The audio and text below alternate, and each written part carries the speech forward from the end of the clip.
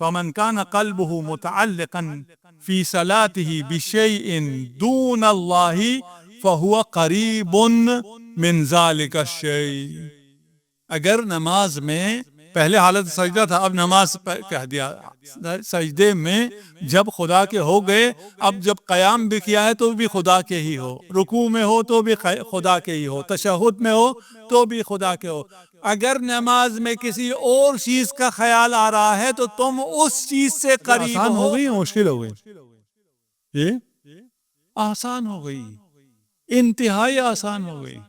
مشکل پیش آئے گی، ایسا نہیں ہوتا، خود خدا سے طلب کرو، وہ مقلب القلوب ہے، کوئی مشکل ہی نہیں ہے. ہم میں سے بہت سے جوان ابھی بیٹھ کے سوچ رہے ہیں یہ تو بہت مشکل ہو گیا، یہ میں کیسے کر سکتا ہوں. یہ تم نے نہیں کرنا ہے، تم نے صرف اپنا دل حوالے کرنا ہے، باقی اس نے کرنا ہے. یہ کس نے کہہ دیا کہ تم نے کرنا ہے؟ یہ کس نے کہہ دیا میں نے کرنا ہے؟ میں اگر حالت ایسا نماز میں کچھ اور سوچ رہا ہوں، ہماری نمازیں جو چیز جہاں بھولی ہوئی ہے نماز میں یاد آتی، یہ نماز ہے. تم اس چیز کے قریب ہو گئے ہو جو بھولے ہوئے تھے، وہ تمہیں مل گیا، تم خدا کے قریب نہیں ہو. فَهُوَ قَرِيبٌ مِّن ذَلِكَ الشَّيْءِ بَعِيدٌ عَنْ حَقِيقَةِ مَا أَرَادَ اللَّهُ مِنْهُ فِي الصَّلَاةِ.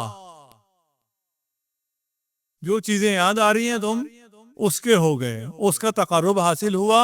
جو خدا چاہتا تھا نماز سے، اس سے تم دور ہو گئے. اس کے بعد ارشاد فرمایا خدا حقیقت صلاۃ کیا چاہتا ہے؟ ما جعل اللہ لرجل من قلبین فی جوفہ.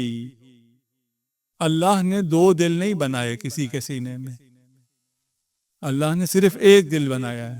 یہ دل صرف ایک کے ہی قریب ہوتا ہے، اور وہ اگر خدا نہیں ہے تو پھر تمہاری نماز نہیں. صلوات پڑھ دیجیے محمد وعلی محمد. اسی حدیث میں پھر امام کہتے ہیں قال رسول اللہ صلی اللہ علیہ وآلہ وسلم قال اللہ عز وجل ما اطلع على قلب عبد. میں نے پہلے کہا، میں نے پہلے کہہ دیا تھا، حدیث اب آ رہی ہے کہ خدا کو جب اطلاع ہوتی ہے، ہمارے لیے سمجھانے کے لیے، یعنی جب آپ کا دل خدا کا ہو جائے، آپ نے نماز پڑھی، ولو ایک سجدہ ایسا ہو جائے، باقی زندگی خود بخود سنور جائے گی. اگر ایک سجدہ ایسا ہوا جس میں صرف خدا ہے، جب صرف خدا والا ایک سجدہ ہو گیا، فَأَعْلَمَ فِيهِ حُبَّ الْإِخْلَاصَ لِطَاعَتِي. خدا کہہ رہا ہے کہ جب میں نے اپنے اطاعت کی محبت اس بندے کے دل میں دیکھی تو إِلَّا تَوَلَّيْتُ تَقْوِيمُهُ وَسِيَاسَتُهُ. واللہ میں اس کا ترجمہ نہیں کر سکتا. خدا کہہ رہا ہے اگر تو اے بندہ ایک سجدہ تو ایسا کر لے کہ تیرے دل میں میری اطاعت کی محبت ہو، تو تیری نماز نہیں، تیری ساری زندگی کا میں بیڑا اٹھا لیتا ہوں. تقویمہ وسیاستہ. خدا قیوم ہے، لیکن قیومیت فرق کرتی ہے. خدا سب کے ساتھ ہے، کافر کے ساتھ الگ ہے، مومن کے ساتھ الگ ہے.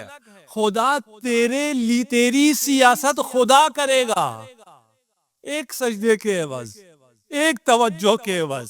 اور وہ سجدہ کیا ہے؟ یہ دل خدا کو دے دینا.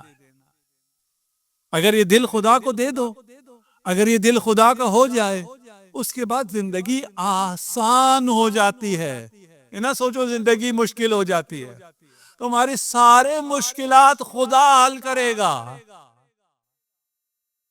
آپ میں سے کسی کا کوئی جاننے والا ہو، یہ بیچارے جن کے اپنے اقتدار کا کوئی پتہ نہیں ہے، نہ ان کی زندگی کا پتہ ہے، نہ ان کے اقتدار کا پتہ ہے، کسی کا کوئی جاننے والا ہو کتنا کرتا پھرتا ہے کہ اب ہماری پارٹی آ گئی، ان کو پوچھتا بھی نہیں ہے کوئی. 99% جیل میں سڑتے رہتے ہیں، مرتے رہتے ہیں، کوئی نہیں پوچھتا، لیکن یہ کرتے رہتے ہیں کہ ہماری پارٹی اب اقتدار میں آ گئی ہے، اب ہمارا کوئی کچھ نہیں بگاڑ سکتا. تمہارا کوئی تب نہیں بگاڑ سکتا جب تم خدا کے ہو جاؤ. یہ دل خدا کو دے دو، اس دل میں خدا کی محبت ایک لحظے کے لیے پیدا کرو، اس کے بعد دیکھو خدا تمہارے ساتھ کیا کرتا ہے، خدا کتنی آسانیاں کرتا ہے۔ بظاہر زندگی میں مشکلات آئیں گی، دوسروں کو لگ رہا ہوگا تم مشکل میں ہو تم سے پوچھو کیا ہوا، کربلا میں کیا دیکھا؟ ما رأیت الا جمیلا،